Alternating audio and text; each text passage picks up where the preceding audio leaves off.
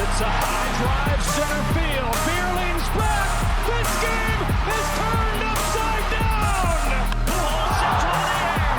It's deep to left. Taylor's back at the wall. It's 700.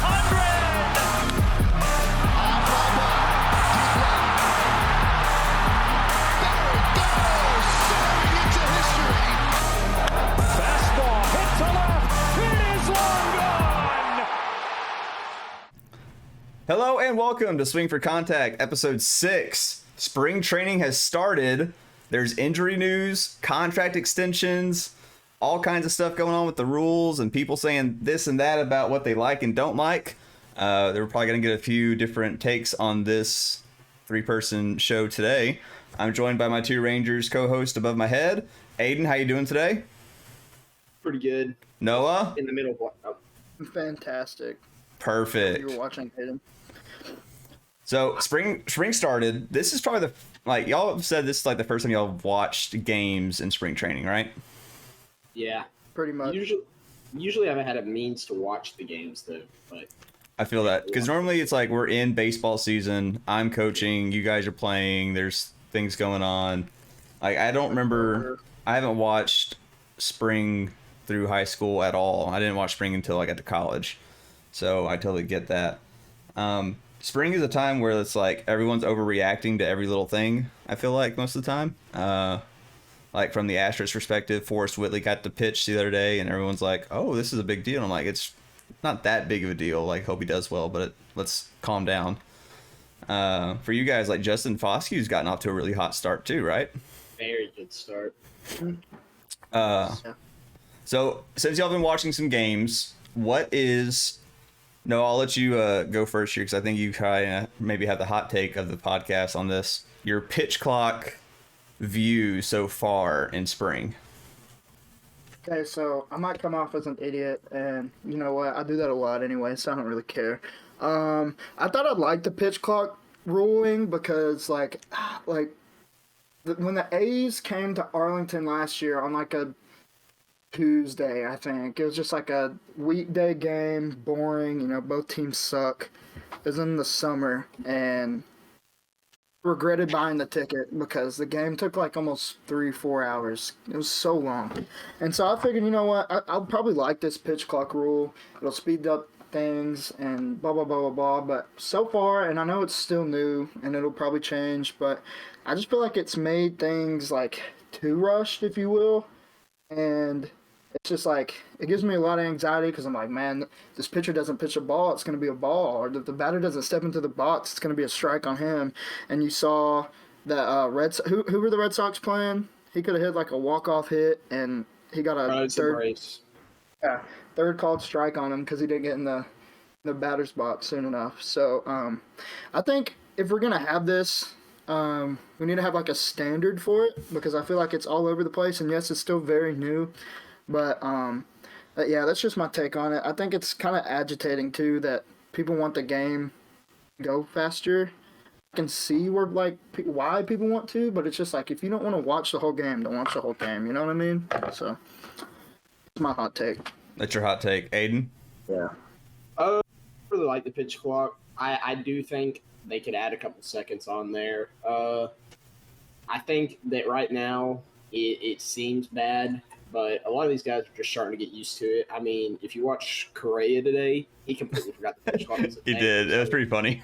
It was. He started walking around, and then once he did realize he was in the box and he was ready, it's cutting out a lot of unnecessary wait time. I know there was that video going around of Baez in, I believe it was the NLDS or CS. It was game 1.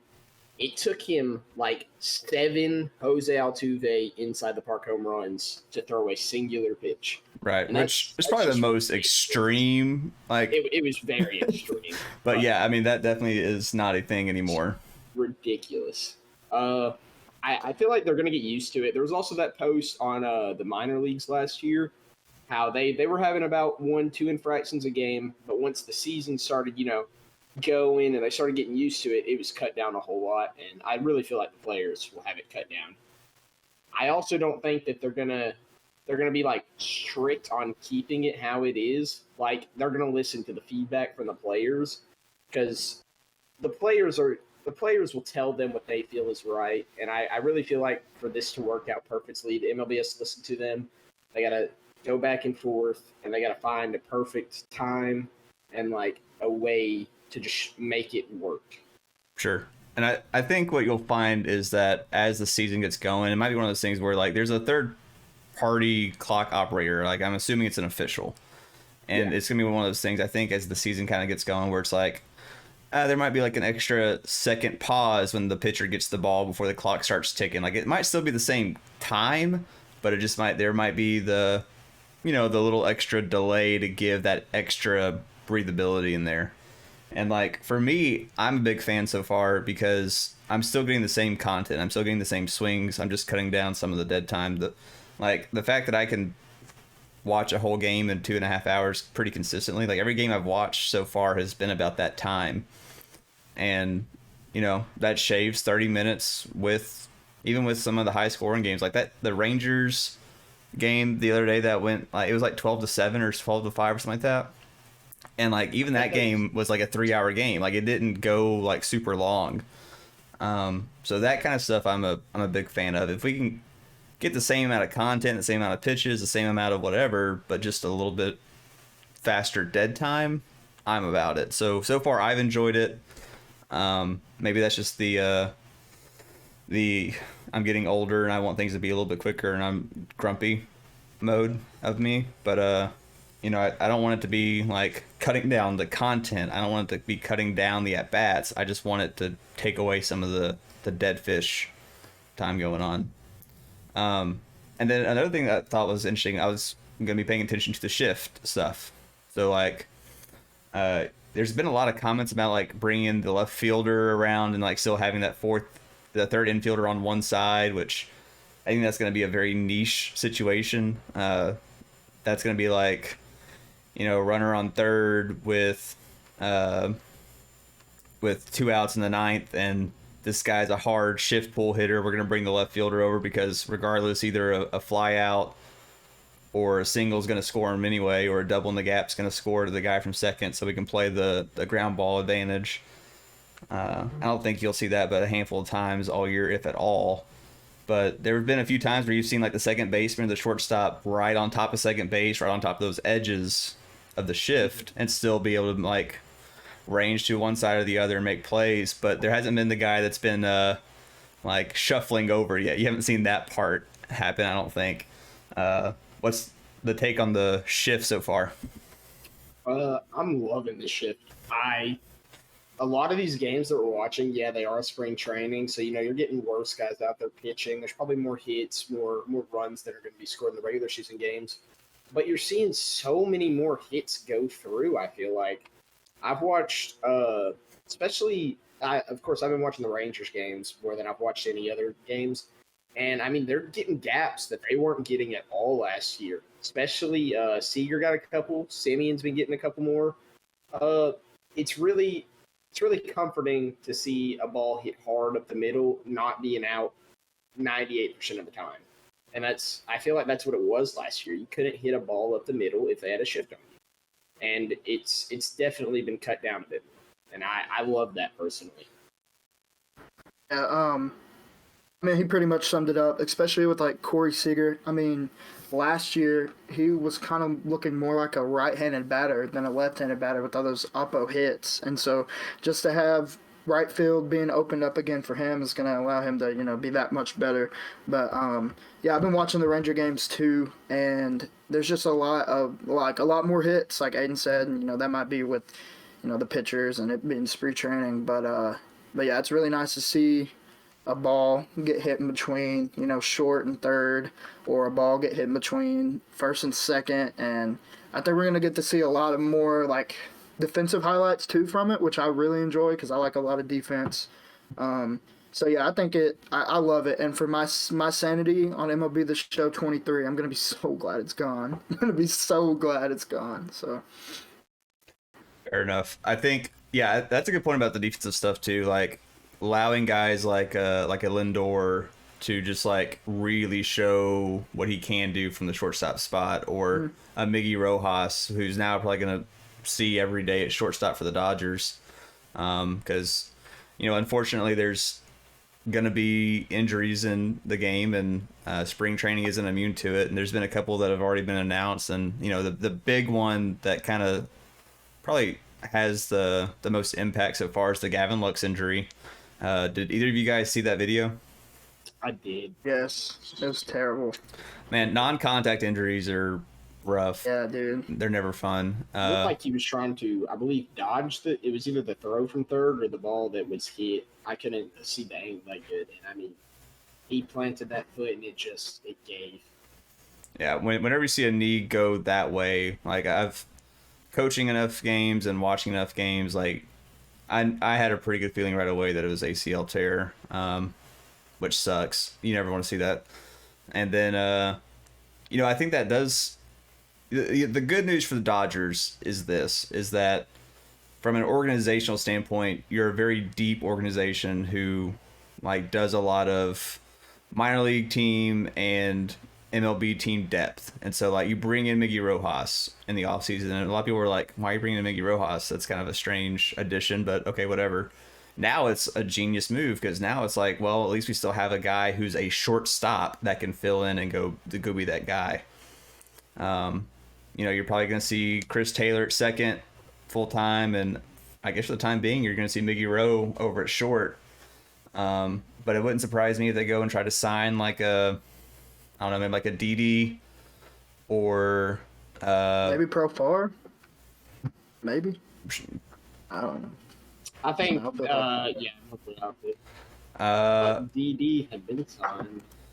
I can see DD. The other guy that pops in my brain, has Jose Iglesias signed anywhere?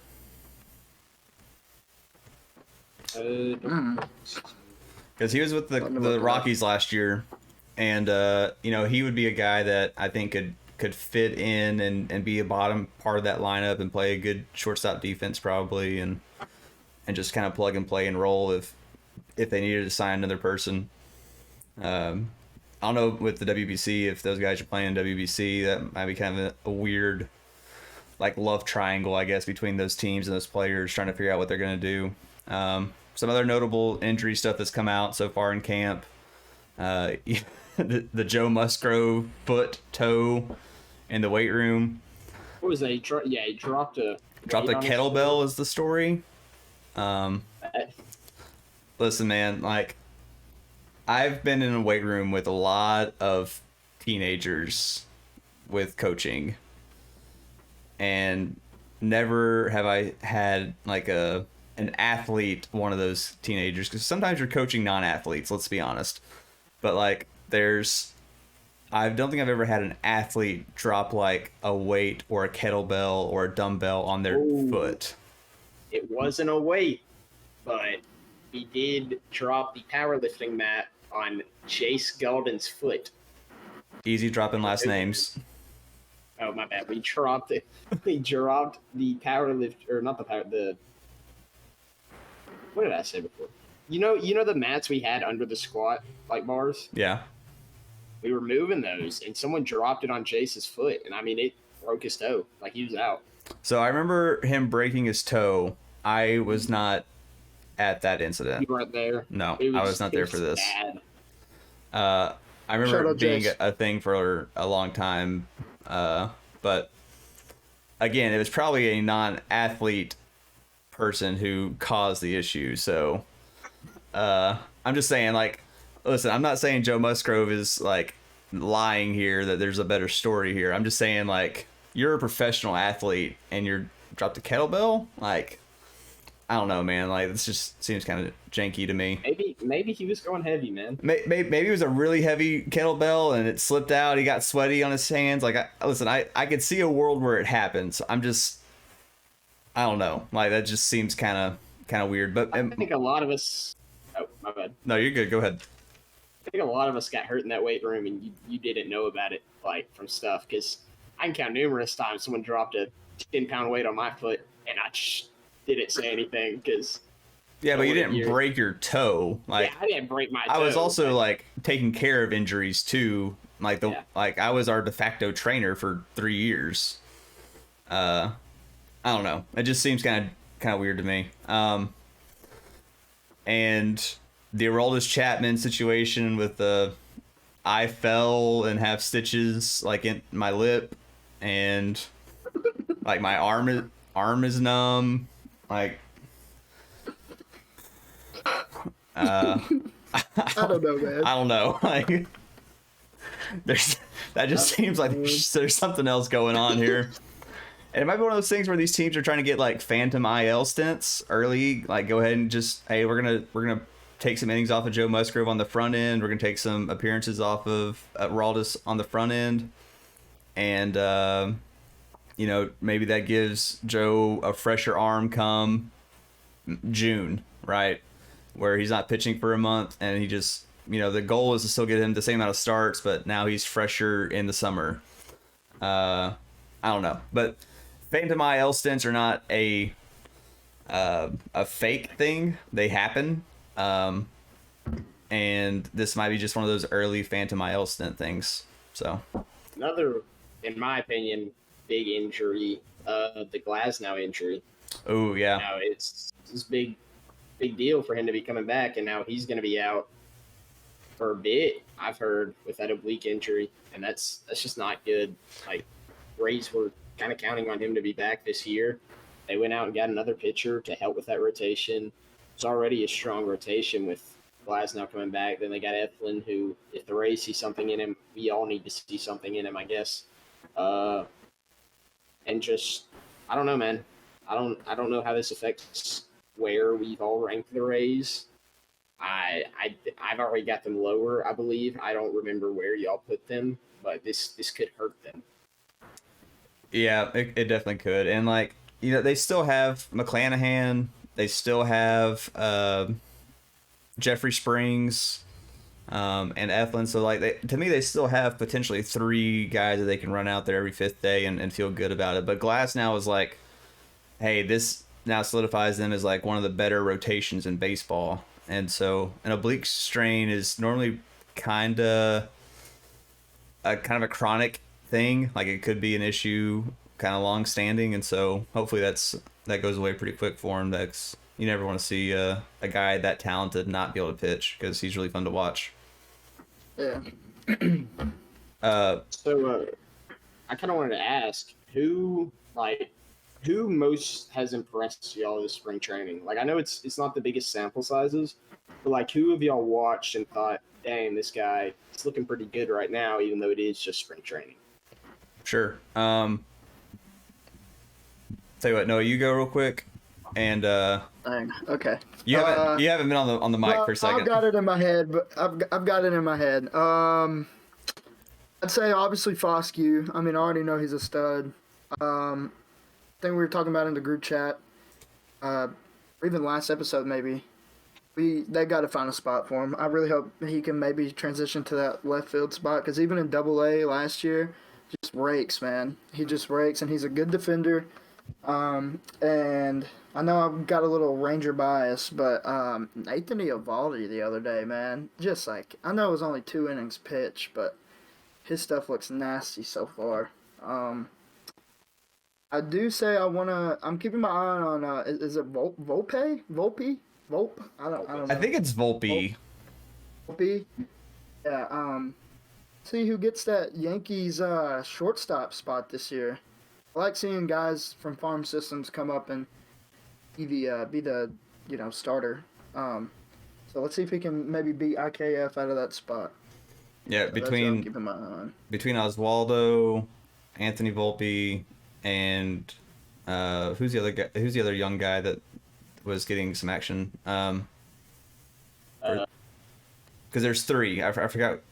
You had Cabrera, Volpe, and the other guy, and then IKF. So like, there was kind of 4 dudes kind of vying for that job, and they were putting the 2 young guys that came up last year like in left field, and they both had playoff starts at short, which was kind of weird because they kept changing their lineup so much. Yeah, fans were not happy about that. No, they were not, which I wouldn't be either. Like, it was pretty janky, I thought. Yeah, CBS has IKF, Peraza, and Volpe. Peraza, yeah. And so, yeah, that's a good matchup to watch. Another Yankee that I thought looked pretty good was Clark Schmidt. He pitched like 3 innings and had 5 strikeouts. He added a new pitch. I think he's throwing a cutter now, is what I heard. Hello? And so that could be kind of a fun thing. We'll see. But Schmidt maybe as that 5th Yankee starter now that they need a 5th guy. Could be a good move. So we'll see how that pays off. And then, you were talking about Rangers bias, a little Astros bias for me. Like, the 2 kids that were kind of surprising early on for me, maybe not surprising, but just have been fun to watch. Jason Durden is a left-handed batter that plays corner outfield. So, like, if something were to happen with, like, a Tucker or a Brantley, like, he's looked really good this spring. And then at third base, Will Wagner, son of Billy Wagner. He's had some really good at-bats, flashed the letter a little bit, plays a pretty good defense, third base. So he's been pretty fun. So those have been my Clark Schmidt, and then the 2 Astros guys I thought have looked pretty good so far. So I also agree with the Foskey thing. Love Foskey so far. He's looked really good. His bat to ball hitting has been very good. I've got a guy, number 6 prospect right now in the Mets system. Ronnie Mauricio, I believe that's his name. Hey, he's got like 4 home runs or something like that. He's been raking so far. I'm seeing 3 on 7 at bats. 3, okay. All 3 I'm sure that's what it home is. runs. He's been hitting, man. And I mean, I'm not saying I don't know what their plans are for him right now in terms of how much longer they're going to keep him in the minors, if they even think about bringing him to the majors this year. But I mean, that's, as a prospect coming up through spring training, I mean, that's what you want to show. You want to show you can get these guys, and that's what he's done. Him and Foskey have both done it, in my opinion. It's just Foskey's kind of in a team that probably has one of the strongest middle infields in the league, and all of our prospects, top prospects, it seems, are middle infielders. So we'll see where those 2 go. I like the Clark Schmidt pick for you. He's looked really good. He added the cutter. I believe that's what you said. And it looks nice. I know Yankees fans are probably happy about that. Yeah, I'm guessing. I don't know who their 5th guy is with Frankie being down, so I'm guessing that would probably be their de facto. More news about Frankie. I believe they said that it may not be as long as originally believed. Like, he may be back a lot sooner. Well, there you go. There you go, Yankees fans. Check it. Some other big news that came out of this week, following the Yu Darvish extension, the Padres went and inked another big contract with Manny Machado, who had some pretty public comments about opting out after this year. And then signed the bag. And it's kind of funny, that contract. I did a breakdown for it on the latest extension episode. Go check that out. But the first 4 years, it's kind of a low salary base. And then it kind of picks up a little bit later. It's kind of a back-ended contract, but it gives them some flexibility early on. So some fun news in Padre land. I think that's the only big contract talk that's been going on, but you guys love Odor, and he got just signed by the Padres too, so they're just stacking up middle infielders right now. They just can't get enough of them. Sure. Another thing that took place, go ahead, Eddie, what's up? So listen, if Bautista ever comes back to the league, they signed Odor for that reason. Yeah, there you go. That's the reason why. So MLB Top 100 finally finished its ranking, came out over the last few weeks. I think last Friday or last Saturday is when they finally unveiled like 1 through 9. And so I wanted to just kind of go through and review this with you guys real quick. You want to go 100 down, or where do you want to start it? Yeah, I figured we just work our way up. So start at 100 and kind of work our way up. One thing that kind of note, they rank 70 hitters and 30 pitchers. And then, the unicorn that is Shohei Ohtani I count him for both of them. More on him later. So we'll fly through this pretty quick, but just looking at it, Stanton getting that number 100 list, is that kind of a troll move, or is that something to watch out for, you think? I don't know, man. He's just, I mean, He's like the Anthony Davis of baseball. I feel like Anthony Davis, if he was healthy, would still be a star. I just don't see Stanton as a star anymore. Like, he's kind of, I mean, he's a bat you can have, but I don't feel like he's like, someone that's, I don't know how to explain it, man. I feel like he's been very one-dimensional. I feel like he's a one-dimensional bat right now, which, that's not a bad thing. He's very good at what he does. Like, he's going to be able to go out there and bop you 30 bombs plus. But I thought it was kind of an interesting choice for their, like, number 100. Anyway, like I said, we're going to try to go pretty quick through this. Your boy Adolis Garcia at 99. Yanni Diaz with the Rays. That, baby. 3 pitchers in a row here with Logan Webb, Joe Musgrove, shout out to the toe, and Yu Darvish, big contract extension. So some guys that have been in the news. Kind of surprised me. I thought he'd be a little bit higher.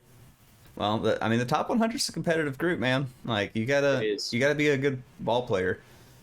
Rhys Hoskins, Jazz, Bobby Witt making his top 100 debut, Nasty Nestor, Alejandro Kirk. So that's your 100 through 90. Any surprises or the guys you feel like need to be higher on this? Okay, so no, this isn't going off last year. This is kind of like going into this year. I was about to say, Yeah, Jazz is a question mark. forget last year at this point. Yeah. Jazz is a question mark. I know he can. I haven't seen enough from Jazz, I don't think, to put him at 93 yet. Like, I'd have him a little bit lower, I think. I think Probably the still on the potential's list. definitely there for him, but I could see Yeah, the it. potential's there. But I don't know, especially with going to the outfield, like, we could see his hitting struggle from that. Usually the guys, you need them at a spot they're going to, be comfortable with, which second was that spot for him, even though he's originally a shortstop. But he wasn't as good of a defensive shortstop as, but we'll see. No, any surprises? Oh, man. Nah, man. Just over here chilling out. Just chilling. All right. This next set of 10, we got Ty France, Christian Walker, a guy that I'm a big believer in, Eloy Jimenez, Luis Robert. Robert or Robert? I think it's Robert. I think it's Robert, but I've heard so many different ways. I feel like I've heard him say it both ways. The Blue Jays edition, Dalton Varsho, Sean Murphy, Teoscar Hernandez coming to the AL West at 83, Devin Williams, Clayton Kershaw, and then the debut of Christian Javier on the top 100 at the 80 mark. Any standouts from this group? Why is he so low? Why is Javier so low? Because MLB.com is not as high on him as you two are. I mean, they've got him as the 24th ranked pitcher, which, that's saying something. So I'd like Murphy to be a little bit higher. Murphy a little That's all higher. I gotta say. Yeah, I'm a big Sean Murphy guy. I like him. I don't know if Wilson Contreras is that much better than him, if he even is better than him. But we'll go through that in a second.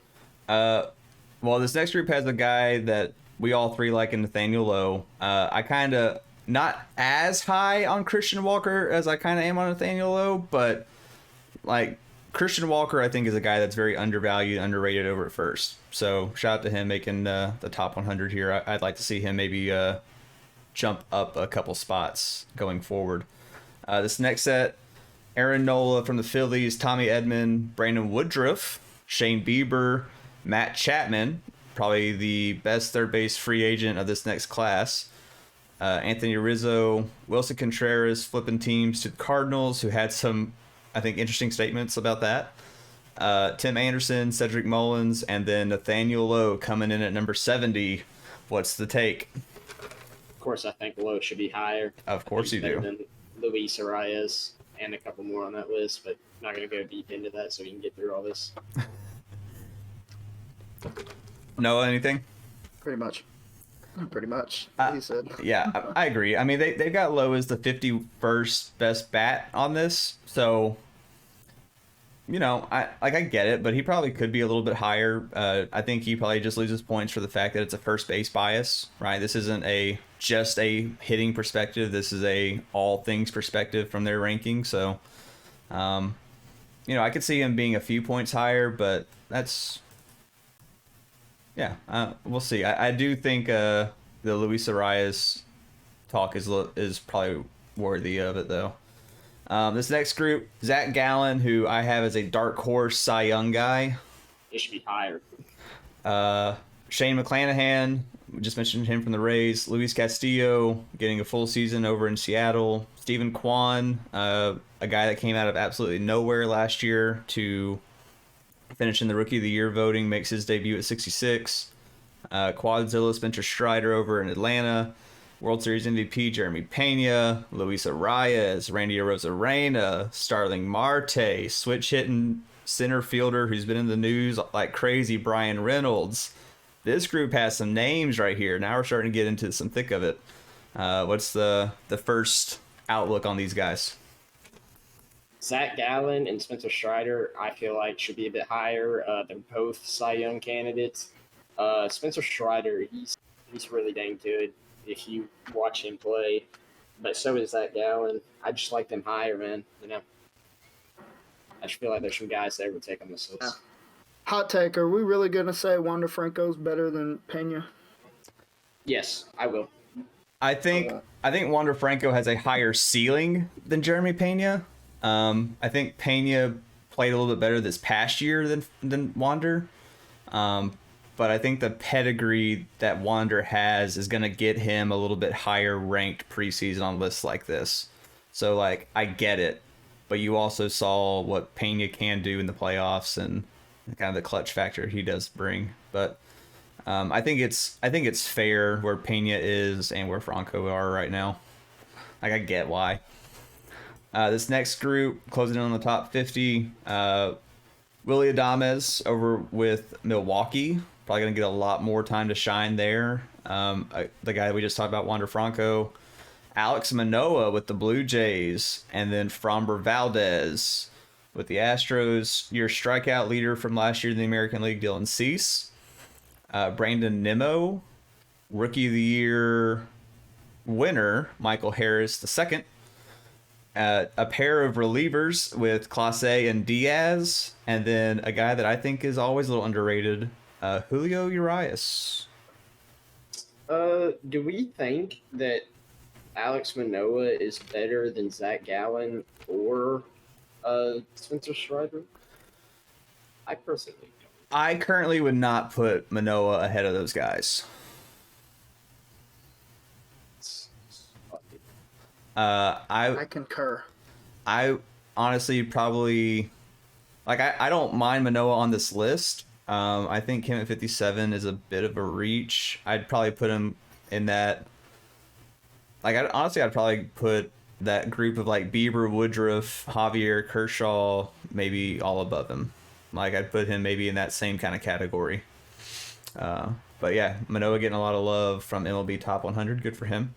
They have him as the 16th best pitcher going into this season. So, all right, now the top 49, because I included 50 on that last one.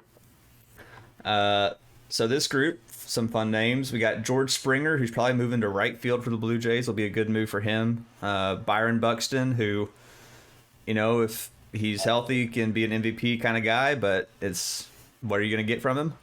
A guy that was fun to watch, Andres Jimenez, who kind of stole some shine from Altuve at times for the American League second base. And Altuve finished with a 7 WAR, and so Jimenez played some really good ball for a handful of months. Y'all's boy Marcus Semien hanging out here at number 46. Jeff McNeil, who has the knobless bat, love seeing that guy play around in spring training. Dad Bod University Kyle Schwarber graduate. Matt Olson, Will Smith, your boy Adley Rutschman, and the new Astro Jose Abreu. Fun names here. I feel like Adley should be a bit higher. My Adley bias, especially over the first baseman Abreu because, like you said, he's got the bat, but it's first. I feel like catching is so much more important, especially with Adley being a great defender and looks like poised to be a good hitter last year. Y'all know my 1, 2, and 3 in second basemen are Altuve 1, Simeon 2, Jimenez 3. I don't know why McNeil is above Simeon or Jimenez. Like I don't like that. I feel like that may be a little New York bias from the writers. Yeah, I mean that's I think you can make a valid argument for it. I'm not as high on Simeon as you guys are, for reasons that you and I can hash out another time. But yes, I see what you're doing, Noah. Thank you for that. Jose Abreu and Rutschman together. I think it's one of those things where you're going to see Abreu sliding down on this list pretty consistently over the last couple of years, and Rutschman's just going to keep going up. And so, I think the fact that he's right next to Jose Abreu going into the season is kind of cool. So that's a good guy to be next to on a top 100 list for your sophomore year. Let's see, going to this next set. Dansby signing with the Cubs. Carlos Rodon, Garrett Cole, Max Fried, Zach Wheeler. So a handful of pitchers kind of grouped together again. This is that next group of pitchers, I guess, that they really like. Followed by a couple shortstops, Bo Bichette, Corey Seager, and Xander Bogaerts. First baseman, Big Meat Pete, the Polar Bear, Pete Alonso. And Kyle Tucker coming in at number 30. So, I just looked through the list, noticed Tatis isn't on here, so that surprises me. Tatis is on here. We just haven't got to him yet. He's right there on me. Where is he? I didn't see him. I literally just scrolled right past him. My bad. I like Seager's spot. I do think he's top 5, but yeah, those guys are over him. Is this having Pete as the 3rd best first baseman? We can look at that here in a second. But just overall, like name wise, rank wise, I like it. You're good with that group? Good with it. I think Garrett Cole is probably better than Max Fried and Wheeler. Okay. Corey Seager will be top 20 next year. Mark my words, write it down. I Check. think it's very possible. I mean, they've got him as the top 28 position player. So, if he has a top 15, sue me. if he has a good year with the shift going away and whatnot, he could definitely probably find his way in that top 20. It could be it's not unfeasible. This next set, JT Realmuto, Jacob deGrom, Corbin Burns, Fernando Tatis Jr., Ronald Acuna Jr., Alex Bregman, Jose Altuve, Carlos Correa. All 3 of those names side by side. It's kind of interesting. Francisco Lindor, and then Austin Riley. First of all, 2 awful, terrible spots for Corbin and deGrom. Like that's laughable how low they both are. Especially with the guys that are above them that I've seen. You can't put them 2 this low on this list. I mean, Corbin's been like the number 2 for the past couple of years, and deGrom's always been 1. Like, even whenever deGrom's injured, everyone's like, okay, he's still the number 1 pitcher. Like, whenever they make pitcher rankings, they're still putting him there even if he's not pitching. So I just think those two spots are laughable. And again, I think, and this is one of those things where they're projecting this year and not thinking about the past. And I guess for whatever reason, they like those 3 guys ahead of these 2 guys for this year. I don't necessarily agree with it, but just keep that in mind. Like that's like, they're not thinking about what he's done before. They're trying to project what he's going to do this year. And so, I think it is kind of a hot take having them both that far away from the other 3 names that we're going to get to here in just a second. No, anything to add? Yeah, Aiden sums it up, man. He just picks my brain and says it for me. Okay, well, we'll let you go first here on this one, let you get your thoughts out. Okay. We're in the top 20 now, so we got Devers and Vlad, Bryce Harper, American League Rookie of the Year winner Julio Rodriguez, Max Scherzer, Justin Verlander, Sandy Alcantara, Juan Soto, Trey Turner, and Freddie Freeman.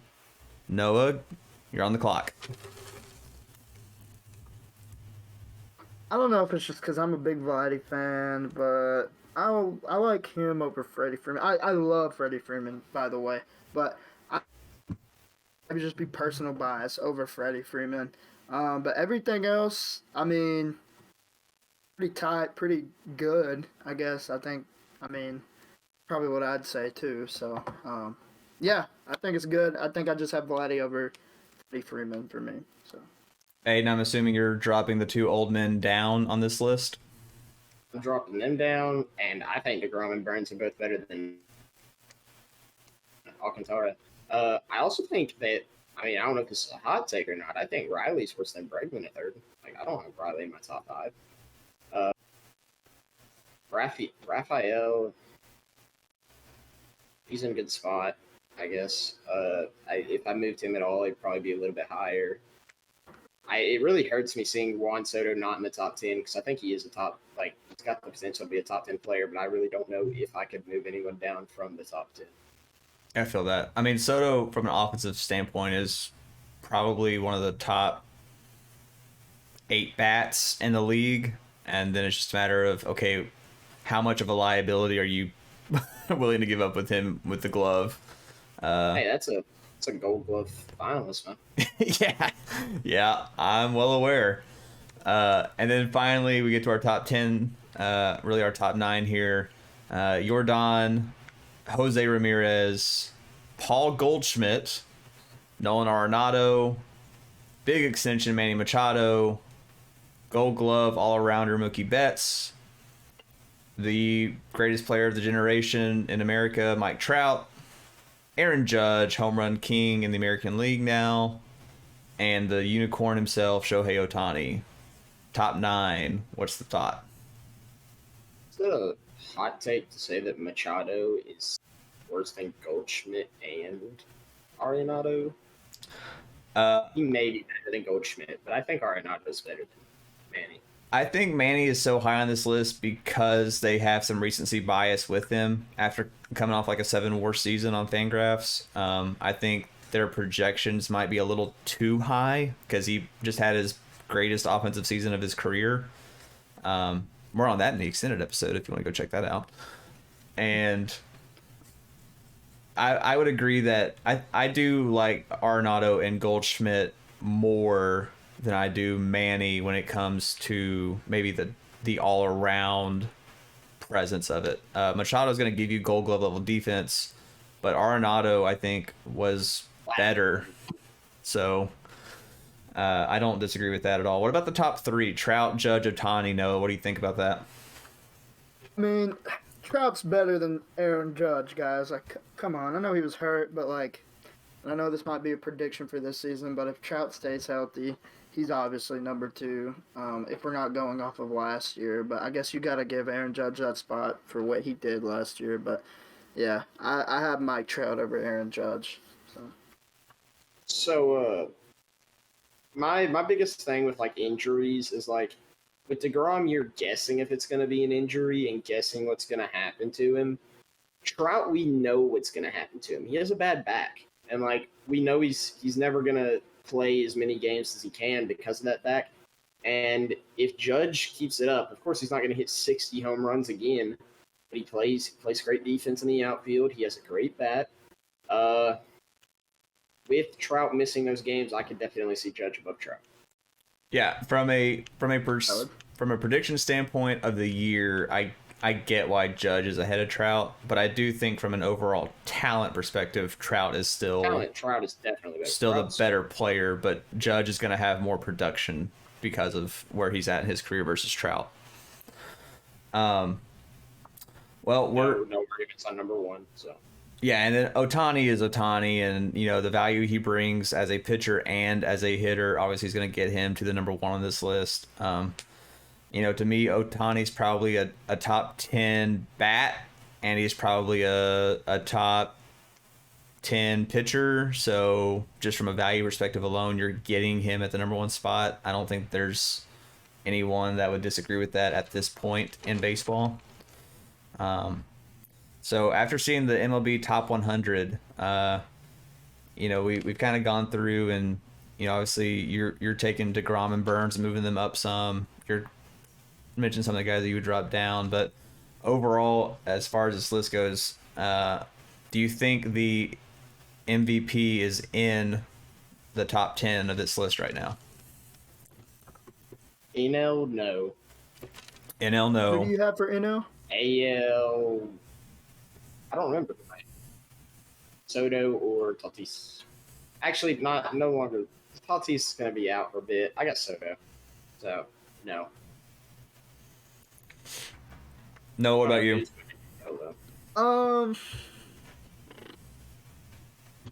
Yeah, I mean Shohei is MVP. Oh, wait, I do know. Never mind. My bad. I said I predicted Vladdy to win it, the AL. It's going a big hunch there, and then obviously either Soto. I think he's my front runner for the MVP. I mean, you have Goldschmidt there too, so we'll see what happens with that. I got you. And you asked about, the ranking of the first baseman earlier. The way they have it is Paul Goldschmidt 1, Freddie 2, Vlad 3, Alonso 4, Abreu 5. So, I'm better off with seeing Pete being 4 than 5. I don't really think or 4 than 3. My bad. I don't think he's top 3 first baseman. and then I thought this was kind of fun too from a shortstop standpoint. They had Turner, Lindor, Correa, Bogarts, Seager. So that's your 5 at the shortstop spot. I think Seager can put himself in the top 3 conversation after this year. Yeah, especially with the shift being Need him gone. to have another healthy season. Cool. Well, we're at about the 45-minute-ish mark, so I think we're at a pretty good time to cut this thing off. Any last words before we get this thing going? I'm good. No, anything to add? I'm just reading here. Tom Brady's getting his own baseball card. That's cool. Maybe that's what we'll pass out baseball cards for the best players each week. We'll get a SFC baseball card. Yeah, it says Tom Brady, who was drafted by the Montreal Expos in '95, will have a card in this year's Bowman Draft baseball product, and yes, there will be autographs. Ooh. Yeah. Ooh, might have to go get a box of that and break it on camera, see what happens. All right, well, that will conclude this. All of our links will be in the description below in the show notes. Our link tree has our new website. Go check that out. We have a new store with some designs already in there featuring the main SFC logo, but some fun team-specific items coming in the future. We'll have some new stuff up before opening day. If you subscribe to the list on the website, you'll get a discount code for the store for your first purchase. I believe that's 20% off anything that you get. Aiden, you're a big fan of the hat that's on its way to your house right now, and Noah, you got some stickers heading your way, and I got a shirt and a hat coming my way, so we'll have some fun stuff rocking around in the baseball atmosphere soon. Follow us on Twitter, Instagram. We'll be on Twitch coming soon with the show and Out of the Park, so we'll get some baseball games going on that. And man, just subscribe to the channels and stay tuned for more.